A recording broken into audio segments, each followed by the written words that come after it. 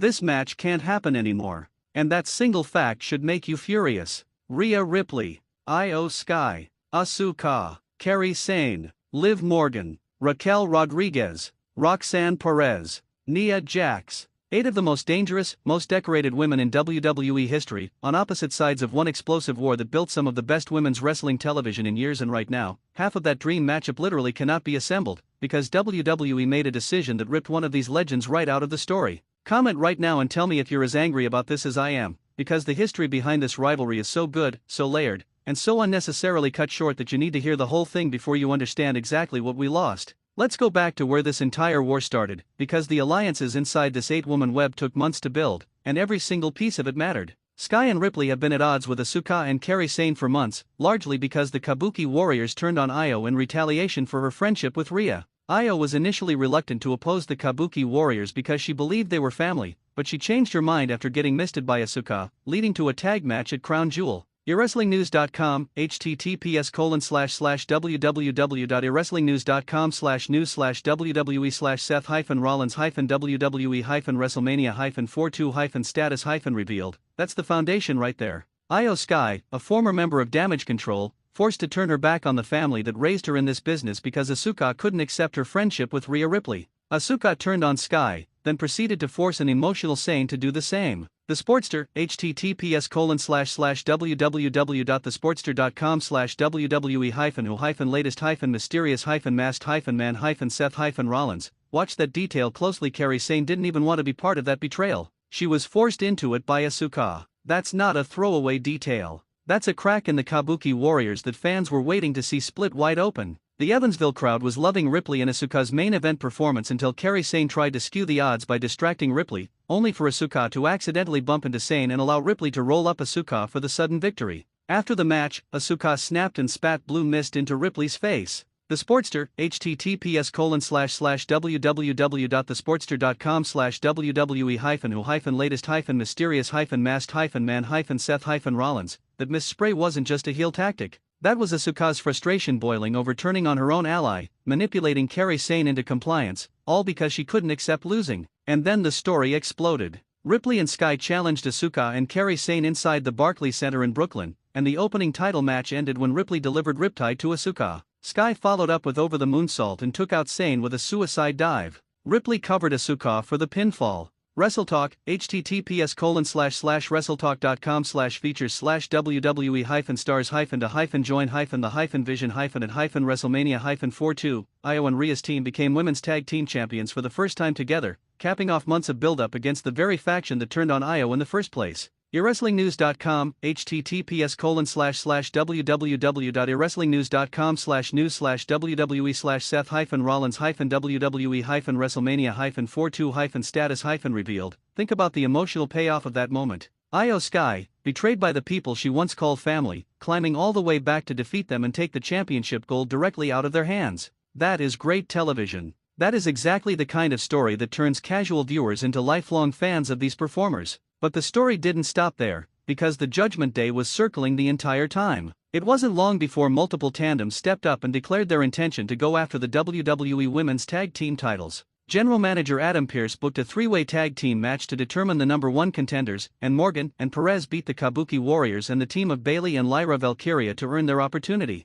Facebook, https://www.facebook.com/ringside_post/breaking-triple-h-is-officially-announced-that-will-not-take-pl/1293964032732119. So now you've got Liv Morgan and Roxanne Perez, fresh off eliminating Asuka and Kairi Sane from title contention themselves, stepping up to challenge Rhea Ripley and Io Sky directly. Ryo captured the title by dethroning the Kabuki Warriors, and this set up the first time these two teams would clash for the gold at Saturday night's main event in Montreal. TPWW, https://www.tpww.net/2026/02/wwe-hyphen elimination-chamber-wins-hyphen women's-hyphen randy-orton-women's-hyphen men-women's-hyphen title-wins. Ripley and Sky got the better of the challengers to retain the WWE Tag Titles at SNME.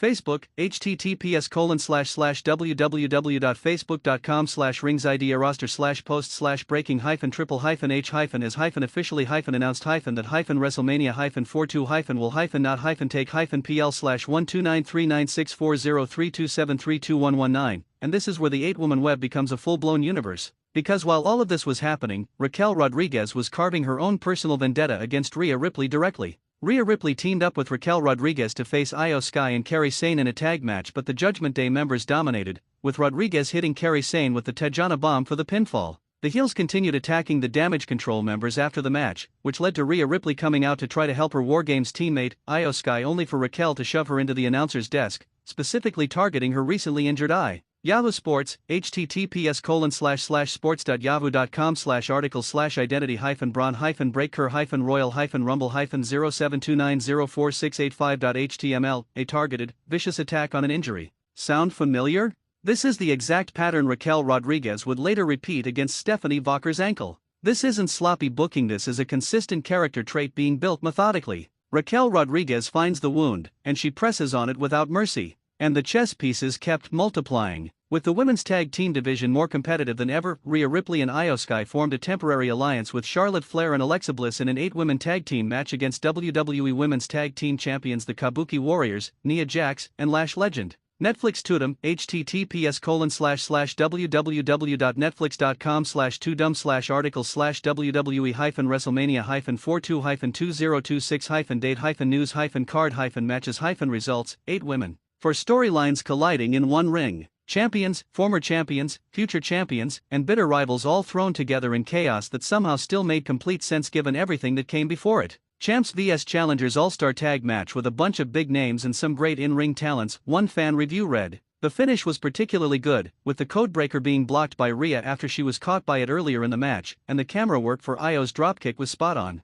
Wikipedia, https://en.wikipedia.org/wiki/WrestleMania_42. This wasn't filler television. This was carefully constructed, well-received, genuinely entertaining women's wrestling that built towards something bigger every single week. And then in the cruelest possible twist, WWE cut one of the central figures in this entire universe loose. We've covered the full story of Kairi Sane's release elsewhere on this channel, and I won't repeat every detail here, but understand the timing of what happened. Kairi Sane was released while actively embedded in this exact storyline web tied to Asuka, tied to her complicated history with Io Sky, tied to ongoing rivalries with Rhea Ripley and the Judgment Day. A performer with that much active narrative value, removed from the board entirely, mid-story. That means the 8-woman dream matchup Ripley, Sky, Asuka, and Sane against Morgan, Rodriguez, Perez, and Jax isn't just unlikely right now. It's structurally impossible. 1/4 of that equation is gone. Stephanie felt like a bit of a third wheel. One reviewer noted of a similar 6-woman alternative. Wikipedia, https://en.wikipedia.org/wiki/WrestleMania_42, that WWE has leaned on since Stephanie Vacher stepping into rotations where Kairi Sane's chemistry with this group used to live. It's a different dynamic.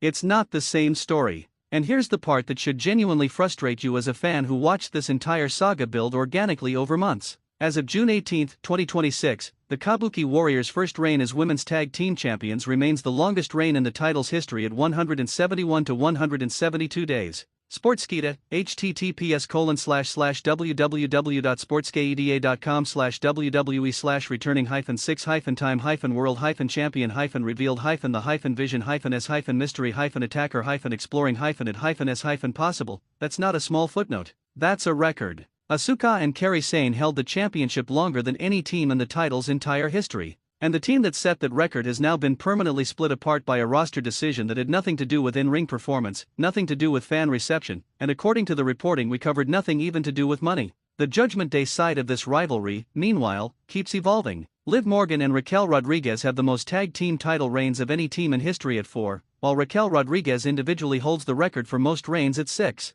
Sportskeeda, https://www.sportskeeda.com/wwe/returning-6-time-hyphen-mystery-hyphen-as-hyphen-mystery-hyphen-attacker-as-hyphen-possible. Rodriguez isn't just a side piece in this story, she is statistically one of the most decorated tag team performers in the history of the women's division. When she collides with Rhea Ripley, when she targets an opponent's injury, when she shoves someone into an announce desk, that's not random chaos. That's one of the most accomplished competitors in this division doing exactly what has made her great for years. So where does this all leave us? The 8-woman dream collision is gone in its complete form, but the bones of this rivalry, Ripley and Sky's friendship forged in betrayal, the Judgment Day's ruthless targeting of injuries, Asuka's volatile history with her own Kabuki Warriors partner, all of that is still very much alive and still actively shaping Raw and SmackDown right now. The story didn't end. It just lost one of its most compelling characters before her arc ever got to finish. Drop your thoughts in the comments right now. Were you invested in this rivalry web before Kairi Sane's release? Do you think WWE can ever recapture the magic of this exact group dynamic with Stephanie Vacher stepping into that space instead? And honestly, do you think WWE even realizes what they gave up when they let Kairi Sane go in the middle of all of this? Share this video with every wrestling fan who's been following the women's division this year, hit that like button, and subscribe to Wrestling News CC, because we are going to keep tracking every single thread of this story as it continues to unfold. Some rivalries get the ending they deserve. This one didn't. And that's exactly why we're still talking about it.